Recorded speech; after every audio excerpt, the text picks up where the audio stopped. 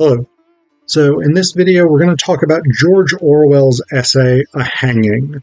Now, I actually got a request to make this video. I guess I'd made a video about a Jean Rhys short story that is taught in Morocco, and a couple of people from Morocco commented that the video was helpful to them, and one of them requested that I make a few more videos about other things that they were reading.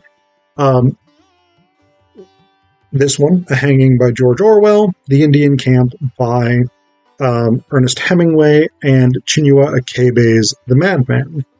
So, yeah, that's where this has come from. But I actually really like Orwell, and I had read this essay before, not for a while, but I had read this essay before. Orwell's position in terms of British colonialism and the British experience in South Asia is a really complicated one. On the one hand, throughout his sort of mid to late adult life, Orwell was an opponent of imperialism, including British imperialism.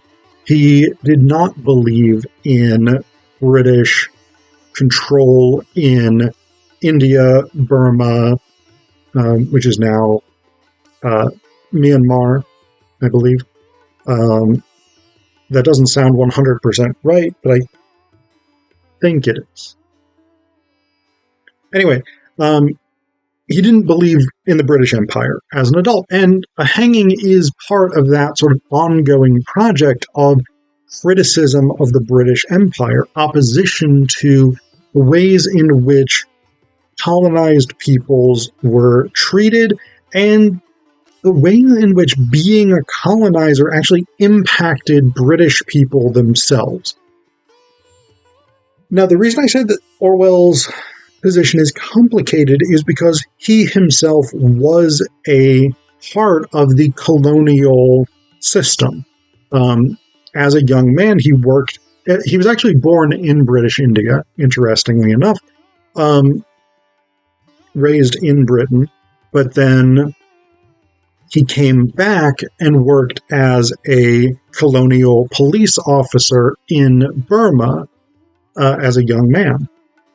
And a lot of his essays, a lot of his writing about British colonialism, things like essays like A Hanging, like Shooting an Elephant, his novel Burmese Days, all of these are rooted in Eric Blair, which was Orwell's real name, Eric Blair's experience as a colonial police officer, and the things that he saw, the things that he did, the things that he participated in during the course of that employment. And again, he very much came to reject these. I think actually during his time as a colonial policeman, he came to reject imperialism and what Britain was doing. But he was nonetheless a part of this. And so that background really complicates Orwell's legacy as far as anti-colonialism goes. That being said, in an essay like A Hanging, he does give voice to this anti-colonial politics. And this occurs on a couple of levels that I think are worth some talking about. So one is this paragraph that I think is probably the most direct criticism of the British imperial system. This comes, I'd say, a bit before halfway through the middle of the essay. He says here, "It is curious, but till that moment I had never realized what it means to destroy a healthy, conscious man. When I saw the prisoner step aside to avoid the puddle, I saw the mystery, the unspeakable wrongness of cutting a life short when it is in full tide. This man was not dying. He was alive just as we were alive. All the organs of his body were working, bowels digesting food, skin renewing itself, nails growing, tissues forming, all toiling away in solemn foolery.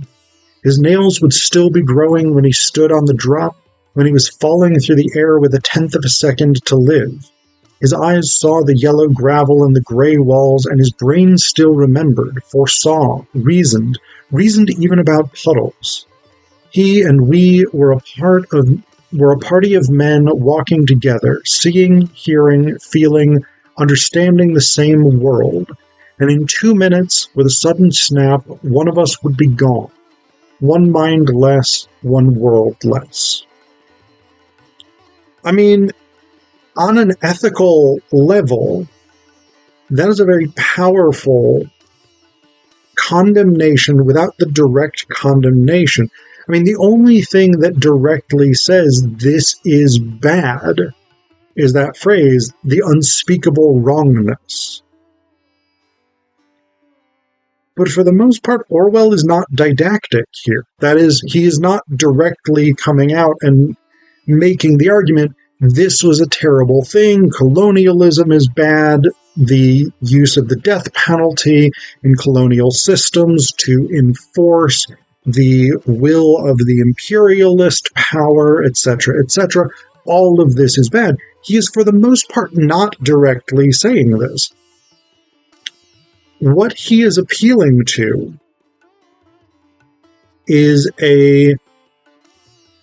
almost a sense of universal humanity, right? This idea that we all of us are human beings, and what it means to be a human being is that we have certain shared connections and experiences with one another, right? We don't all perceive things the same way, we don't all respond to things the same way, but at a basic level of sort of shared functional anatomy, we are unified as a species. And I would expand that. Living beings, as such, are worthy of ethical consideration. And Orwell, in this essay, doesn't necessarily go quite that far because his project is more focused, more narrow. His argument is colonial subjects, people who are subject to the British Empire, are worthy of ethical consideration. And that's this sort of appeal to the bodiliness of this prisoner, the imagery of bowels digesting food, skin renewing itself, nails growing, tissues forming. This is all about establishing a continuity between his readers, who will primarily be British readers, and the citizens of Burma, or of India, or of Britain's African colonies in places like Kenya, Nigeria, South Africa, etc. There is something very visceral about this approach, this way of creating that connection, that link between two groups of people who are fundamentally divided by the colonial system. And that's true. That's not an illusion. That's not made up, right? I mean, if we think about the work of people like Frantz Fanon or Ngugi wa Thiong'o, people like this, we know that the colonial experience is fundamentally about creating divisions between people. Orwell is trying to go in the opposite direction. He's creating connections between his British readers and the experience of people in South Asia under British colonialism, who are suffering because of British colonialism.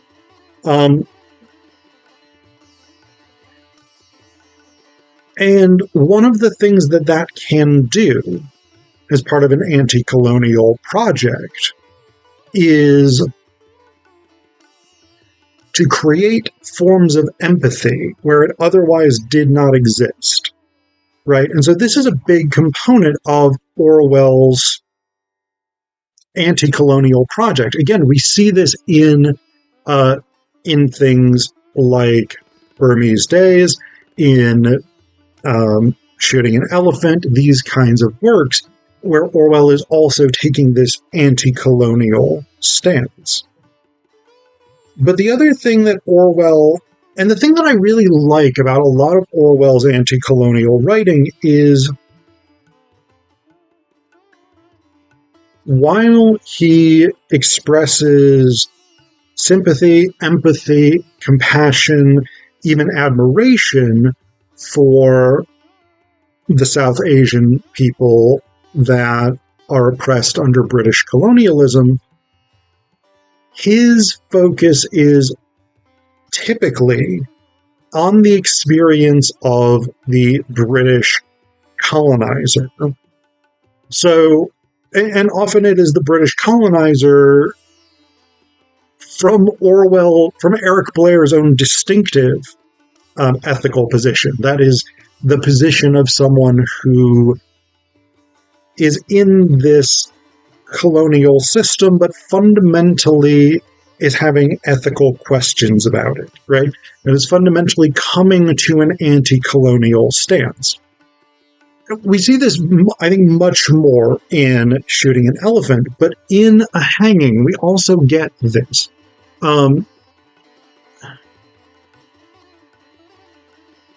Because the end of this essay, the end of A Hanging, is a very striking one.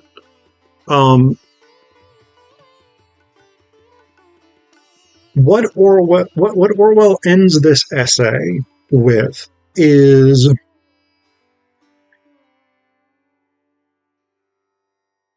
this almost chilling jocularity, right? So I haven't really talked about the basic plot of A Hanging, but it is very much this sort of snapshot of life in which a Burmese Hindu man is taken and marched across this prison compound to be executed. That's essentially the plot. At one point, a dog arrives and sort of causes chaos as it sort of leaps around and plays, etc., etc. And that's a really important component, is an important element of the story that I'm not actually really going to talk much about, because I want to talk about the end portion of this. The end of the essay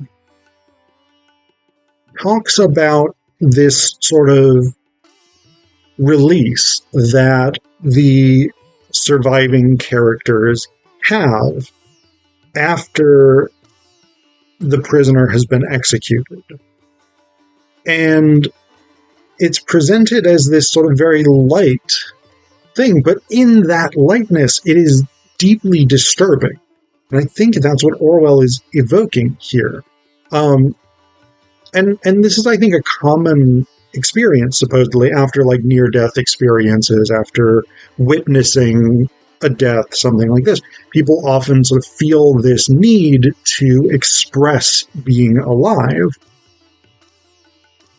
And that becomes Orwell's focus. And it's unsettling.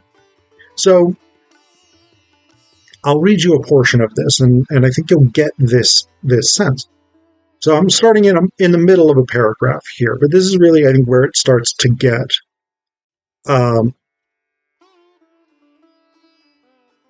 where we get this sort of last idea. And I'm going to read through the end. So he says here, an enormous relief had come upon us now that the job was done. One felt an impulse to sing, to break into a run, to snigger. All at once everyone began chattering gaily. The Eurasian boy walking beside me nodded toward the way we had come, and with a knowing smile, "You know, sir, our friend," he meant the dead man. When he heard his appeal had been dismissed, he pissed on the floor of his cell, from fright. "Kindly take one of my cigarettes, sir. Do you not admire my new silver case, sir? From the Boxwala, 2 rupees 8 annas, classy European style." Several people laughed. at what nobody seemed certain. Francis was walking by the superintendent, talking garrulously. Well, sir, all is passed off with the utmost satisfactoriness. It was all finished. Flick, like that. It is not always so. Oh no, I've known cases where the doctor was obliged to go beneath the gallows and pull the prisoner's legs to ensure decease. Most disagreeable. Wriggling about, eh? That's bad, said the superintendent. Ah, sir, it is worse when they become refractory. One man, I recall, clung to the bars of his cell when we went to take him out. You will scarcely credit it, sir, but it took 6 warders to dislodge him, 3 pulling at each leg. We reasoned with him. My dear fellow, we said, think of all the pain and trouble you are causing to us. But no, he would not listen. Ah, he was very troublesome. I found that I was laughing quite loudly. Everyone was laughing. Even the superintendent grinned in a tolerant way. You'd better all come out and have a drink, he said quite genially. I've got a bottle of whiskey in the car. We could do with it. We went through the big double gates of the prison into the road. Pulling at his legs, exclaimed a Burmese magistrate suddenly and burst into a loud chuckling. We all began laughing again. At that moment, Francis's anecdote seemed extraordinarily funny. We all had a drink together, native and European alike, quite amicably. The dead man was 100 yards away. I think it's an extraordinarily unsettling ending to this essay, and Orwell is extremely good at that. And I think the unsettlingness of it really does come from the juxtaposition of having executed this man who, in the essay, we never find out what, if any, crime he actually committed, because that's simply unimportant. And I say that on 2 levels. One is it's largely unimportant in the system of British colonialism because the purpose of penalizing natives was not an even-handed, fair response to actual crimes. It was purely about establishing the power of the colonial authorities to do what they wanted and to use violence in the ways that they wanted. It was purely focused on that. And it's unimportant on the level of Orwell's story, what, if any, crime this man has committed, because it doesn't matter. We are encouraged by Orwell to see him not as a criminal, but as a human being.